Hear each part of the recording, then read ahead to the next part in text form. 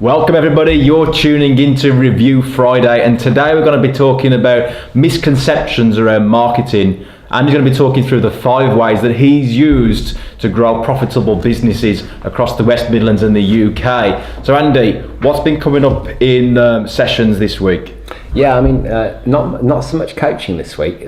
Talks with conversations with prospects, conversation with some clients who have just been thinking about growing their business in the suboptimal way, I would suggest. Because when we think about growing our business, most people think about increasing number of customers, definitely increasing turnover, absolutely increasing profit.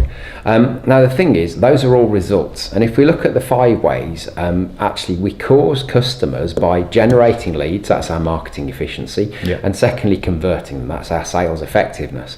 So that gives us our number of customers. Then once we've got those customers, we've got to get them to spend money with us and keep coming back. So that's our number of transactions, how often they deal with us, and our average sale, how much they spend. That causes our revenue.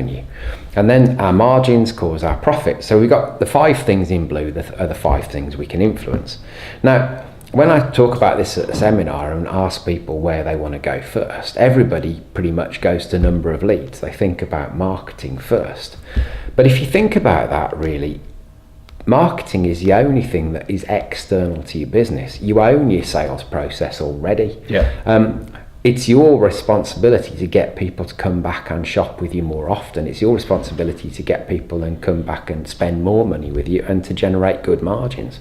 So we need to think about the internal mechanics of your business before we start thinking about external influences like raw marketing to suspects and prospects. So for me, it's very much about let's focus on those and optimize those before we start spending money. Most people would think about going straight to marketing when actually I call it the sieve. They're already pouring sand through a sieve. That's the internal mechanics of their business, you know. So actually it makes more sense to focus on the internals first and optimize those. So put the plug in before we turn the tap on, essentially. Yeah, so people are thinking business growth and they're just thinking, okay, what can I do to get more leads into the company? But that could actually be doing them, you know, a disfavor, really. Absolutely.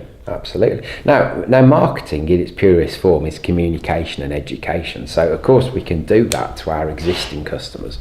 And the point is, though, if we think about the 5 ways, our existing customers, we need to get them to come back and spend more often at a better margin. So that's what our marketing communication can be used for. We don't necessarily need to go straight out to market to be attracting new people into the business.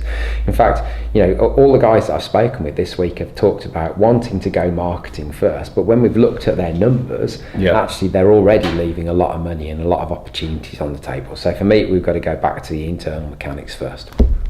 Awesome. Okay, so what are you doing in your business right now to actually gain down to where the holes are, where the gaps are? Are you putting more leads in, or is it really about looking into the sieve, filling in those gaps and making sure that you're most effective when they do actually come into that marketing funnel in the first place? Guys, we're going to have a quick break right now, but after the break, Andy's going to be talking into more detail of what you can do to grow this business of yours.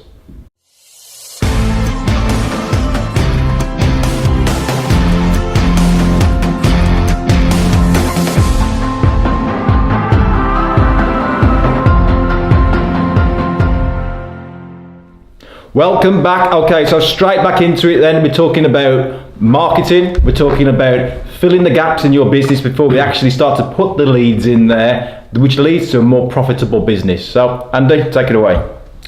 Yeah, I mean, so coming back to those internal mechanics in the business, the first thing we have to understand, obviously, is what the numbers look like. So, you know, get people to go out and actually measure the 5 ways in their business. Now, the thing is, how many 5 ways can you actually have in your business? Well, the answer to that is as many as you want. So, for example, you know, I've got clients who deal with sort of public consumers and corporate consumers, and as a result of that, it wouldn't make sense to have one 5 ways for their business because the spending patterns are completely different. Right. So we have to have 2 and think about leveraging the most relevant drivers for that business. But essentially, once we measure it, most people find out that their conversion rate isn't as high as they thought it would be. That's interesting. Yeah. So we ask most people what their conversion rate is. They give us an estimate. It's always high. Then we measure it and find out, guess what? It's not. So lots of opportunity within conversion rate. So actually we're looking at sales effectiveness, and in fact I was talking about this with a client yesterday who is very much focused on quotes and actually putting quotes out to gain new work. And guess what their quotes are focused on? Just handing a price over. Oh, really? Okay. So essentially, they're creating a price-driven quote. There's no benefits in there. There's no differentiation in there, building in the reasons why people should be shopping with them. So guess what? They put their quote next to 2 other people's quotes because everybody gets 3 quotes. And what does the person who's making the decision have to decide based upon? Price. And that's it. So for me, this is one of the biggest opportunities. How are we educating our clients as to why they should be shopping with us? It's funny you should say this. It reminds me, I saw something on LinkedIn the other day, and you've probably seen the posts out there. It's like, what happens when you actually go for the cheapest price and you haven't been given the values up front? And there's a picture like somebody having a tattoo of a lion, and this fantastic detailed lion picture. And the tattoo just looks like this little drawing that a kid's drawn. When you compete on price. Absolutely. And I mean, for me, I always use wine as an analogy with this because everybody's got a band that they're prepared to spend. So let's say it's, I don't know, £7 to £10. You wouldn't spend less than £7 because it'd probably be like paint stripper in your opinion. You don't want to spend more than £10 because there's a fear of being ripped off and spending too much money and not enjoying it. So we've got a band. But essentially that band is our level of education at any one point in time. So if we're not educating people better, then how do they make a better decision as to how to spend money with us and get a better deal, if you like, or more value?